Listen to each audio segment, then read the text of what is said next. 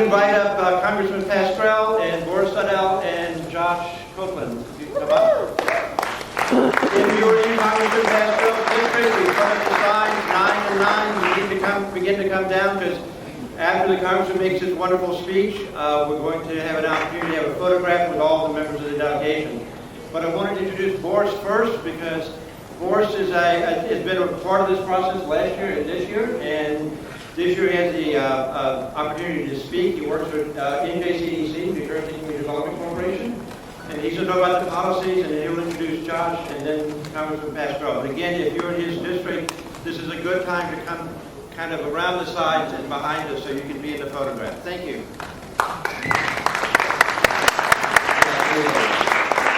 My name is Boris. I work for New Jersey Community Development Corporation. We create affordable and supportive housing to help people who are disabled or who have addictions and who would benefit from government-funded programs. That's why we're here today to advocate against housing cuts. And the most impactful message I can get across to you actually doesn't come from me. It comes from Josh, one of the tenants in our supportive housing programs. I heard him speak, and it left such an impression that I wanted to give you guys the opportunity to have that experience. Josh.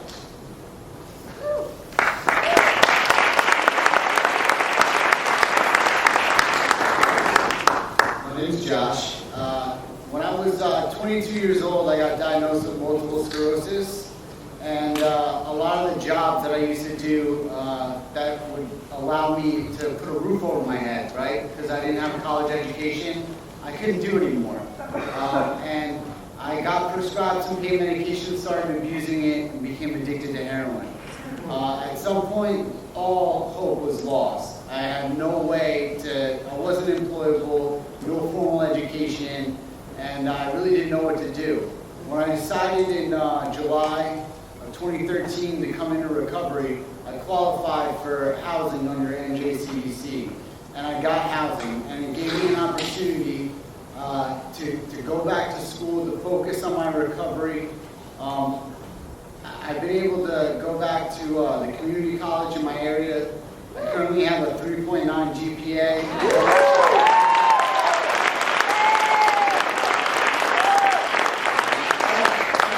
Scholarships this year, you know, like, it's crazy. You don't understand how a guy who used to live under a bridge, right, can now, with a roof over his head, be able to take care of himself and succeed and potentially get back to the community that he lives in, right? The same community that I stole from, and I was, you know, a blemish, basically. I actually volunteer at a local community center and help and give back to the community that I took from.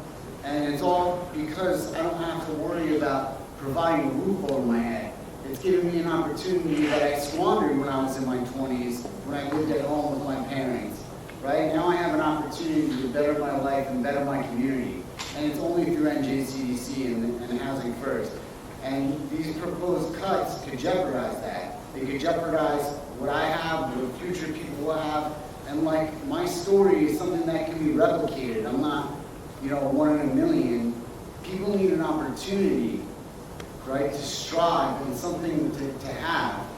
And that's what I've been afforded. And I really am very thankful to have you guys listen to me. So that's all I have.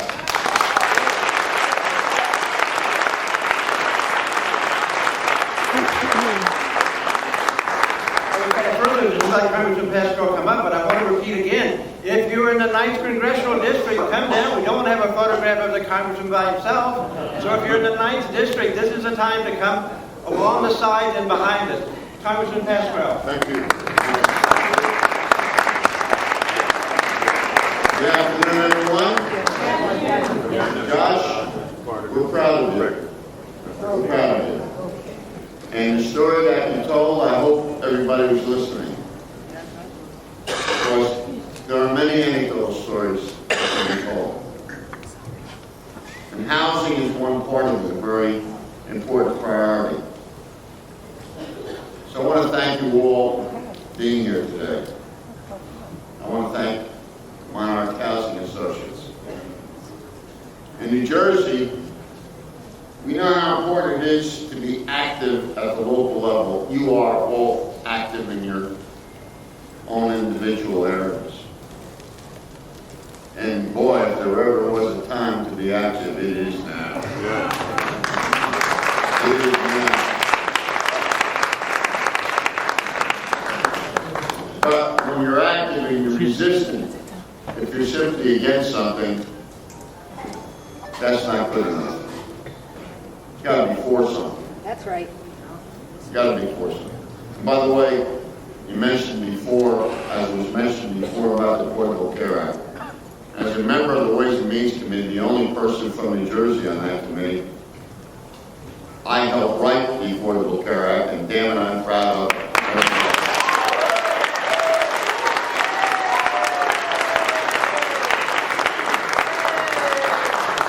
I was crazy enough to campaign on it in 2010. If you can't stand up for what you believe, they don't belong in the Congress of the United States. You don't need sycophants, you don't need followers, you need people who are willing to lead, put it on the line. This is a democracy, so no one person has all the answers, although you'd never know it today. No one person can lead us down that path. And regardless of which subject you talk about, we're facing a decision. Now, it's not a presidential year, but darn it, every year is our year to stand up. You want to talk about Isaiah? Isaiah chapter 6, verse 8. Who shall I send? Us, Lord. Send each and every one of us. That's what it should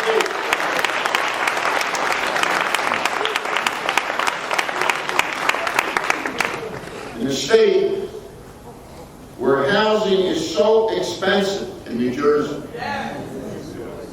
our decisions on housing policy have been at the forefront of our economic growth and our quality of life. When Hurricane Sandy hit New Jersey's congressional delegation, the delegation came forward to provide more than $50 billion in disaster recovery relief to help our state recover and rebuild. The Department of Housing and Urban Development allocated more than $4.2 billion to the Community Development Block Grants, Disaster Recovery Program in the state of New Jersey. These funds are being used to assist homeowners, renters, and businesses impacted by Sandy. But many people get hit by Sandy every day. Sandy is in the mind, too, you know. And if we're not prepared, we're hurt and hurting. And we look around and see who's there. I fought to ensure that recovery funds were distributed fairly to impacted communities, like Munaf, Little Furry, and Bergen County that were just about wiped out.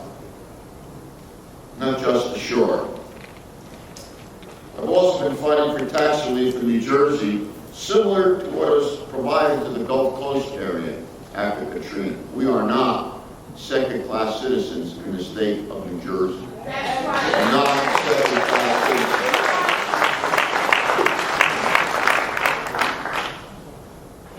So we sponsored legislation to make low-income housing tax credit permanent. As New Jersey's only member of the Tax Writing Ways and Means Committee, I'm fighting for meaningful tax provisions that will boost access to affordable housing in our state. I know that the theme of today's event is no cuts to housing. And I'm totally opposed to the administration's absolutely cruel housing budget. I've been an advocate for the Home Investment Partnerships Program funding. This program has been one of the most effective, locally driven tools to help meet housing challenges. Communities use the funding to build and rehab housing, provide rental assistance and provide home ownership opportunities. I've also advocated for HUD's homeless assistance grants, which aid communities to tackle that problem we see every day around us. And I've helped communities in my hometown require Hope 6 grants and funding through HUD's rental assistance demonstration programs. There's more work to be done. So whether you're talking about housing, or you're talking about education for our kids, or you're talking about our health care, and whether you're talking about defending the nation that we love, this is important to everyone to pay attention and to look to see how you can help in that process. Our brothers and sisters cannot simply be called brothers and sisters as pyrrhic words, as empty words. That must mean something to each person. So it's easy to put it on a bumper sticker. It's not as easy to put it into action day in and day out. I am proud to be a member of the Congress of the United States. And I know lice and hair is probably more favorable than the Congress of the United States. But the fact, just as you squirmed right now, but the fact of the matter is, we're all in this together. You can't simply expect people to be elected, go to the front of the room, and wave a magic wand. There is no magic wand. But you can't expect people who you elect to ignore it, to hide from it, to act as if there's no problem there. We have a problem in housing throughout the United States, whether you talk about rural America or densely populated cities. And if I don't do my job, and if I don't help make the situation better, then you better find someone else to do my job. Because that's what it should be all about. If you're not talking about representing the people, you don't have to talk about it. Do